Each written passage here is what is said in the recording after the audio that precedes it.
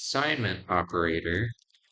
So again, we'll say today.split, and that'll get rid of the space.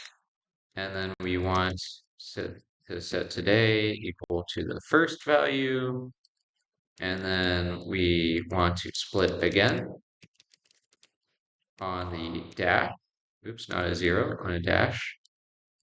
And then we want to say today is the second item that gets returned, which Python starts by counting from zeros.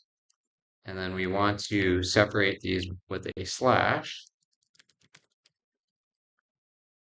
Okay, and so let's print this again. And if you get errors, the first thing I recommend doing is print before, like add more print statements to better understand why you get your error.